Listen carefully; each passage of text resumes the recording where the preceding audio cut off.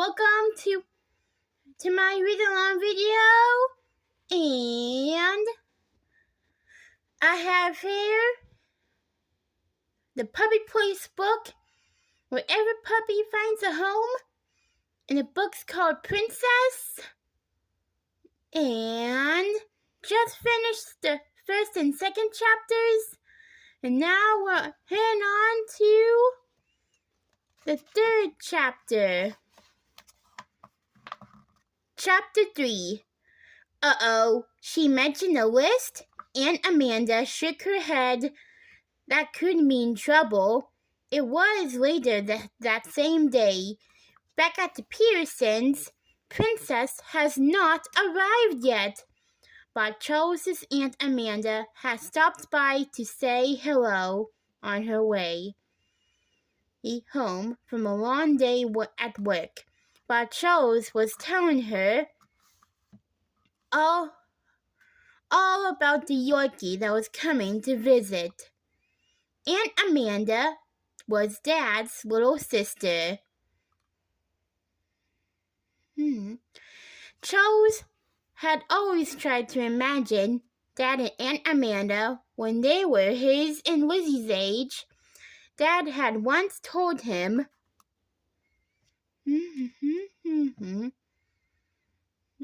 that Aunt Amanda reminded him a lot of Lizzie. Maybe when Aunt Amanda was Lizzie's age, she was bossy too. But even if she was bossy, then now she was nice. Charles liked her a lot, and he loved to visit her at Bowser's backyard, her doggy daycare center, when she took care of dogs whose owners worked all day and didn't have time to play with them. Lizzie worked there one day a week, and she said she learned a lot every time. Charles thought Aunt Amanda might be the only person in the universe who knew more about dogs than Lizzie did.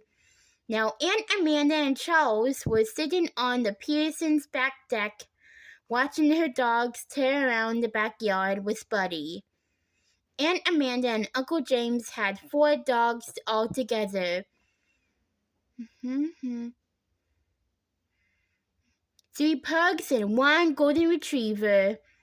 The Pearsons had fostered Pugsley, one of the pugs.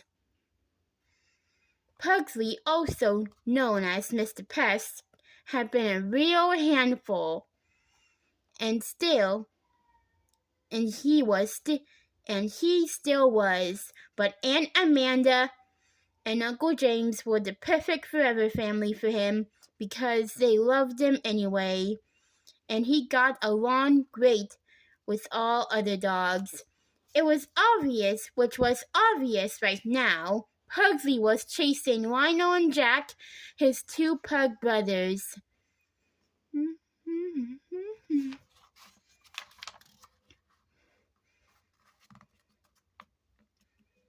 I'm not, said Aunt Amanda. What's more, I followed her directions. Some dogs have very sensitive stomachs, Lizzie said. If they drink different water from what they're used to, they can get an upset tummy. Absolutely correct, said Aunt Amanda.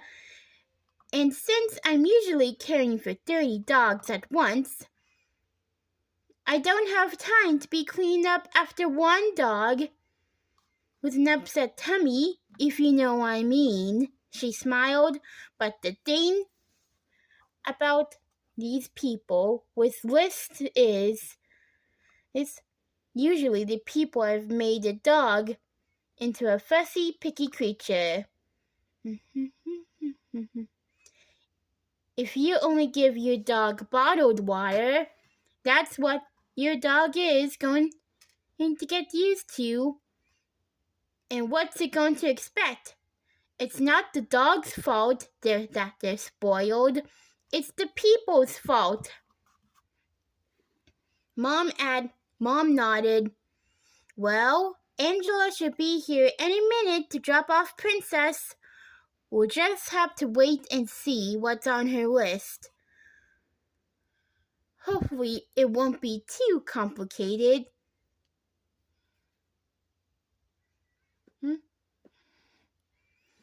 Hopefully, echoed Aunt Amanda, smiling into a glass of lemonade.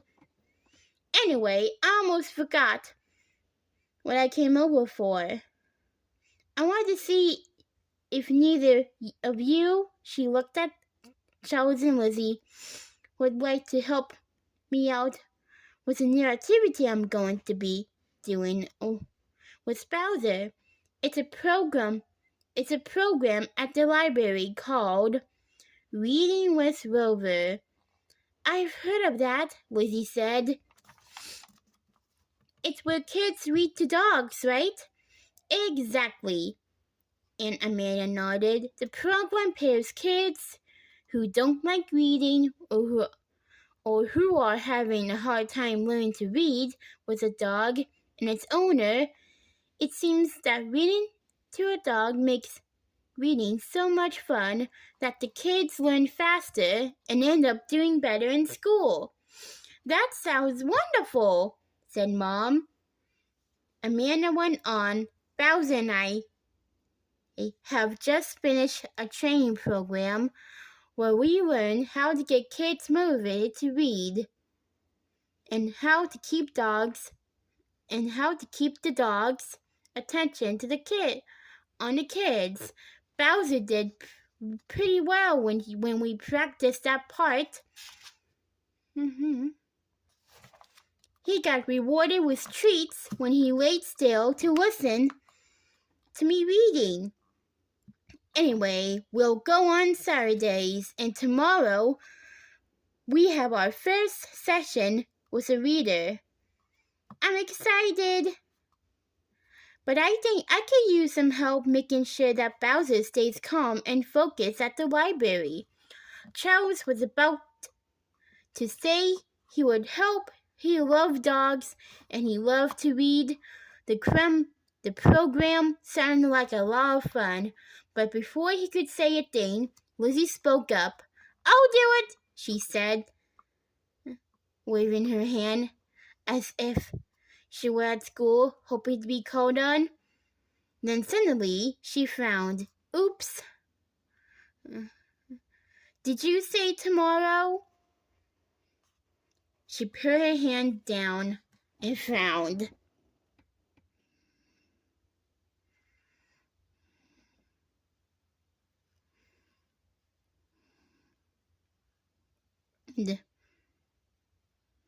I can't. Saturday's the day I volunteer at Caring Paws. Furry. Lizzie worked 1 day a week at the local animal shelter, helping to take care of all the dogs and cats that were waiting to be adopted. Aw, too bad, Charles said cheerfully. Guess I'll do it instead. Lizzie stuck out her tongue on him, but he didn't care. He was going to help Aunt Amanda. Just then, the doorbell rang. That must be Angela, said Mom. They all got up together. They all got up and went to greet their new foster puppy. When Mom opened the door, Angela was standing there clutching a pink plastic dog carrier in the shape of a palace, complete with 3 pink flags flying from 3 tall towers. Charles thought Angela looked as if she might have been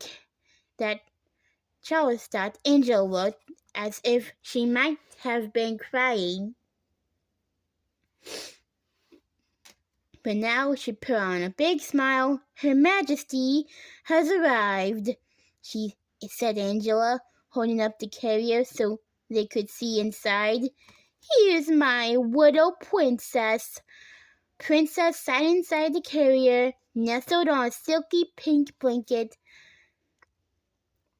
She was wearing another t-shirt, this one with "I'm a princess" spelled out in pink glitter. There was a matching pink bow in her hair, and Charles could hardly believe his eyes. The puppy's teeny tiny toenails were painted pink too.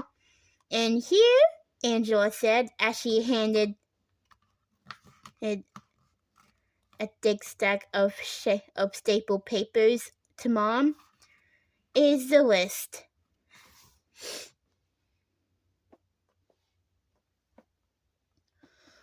"Oh boy, this is not good.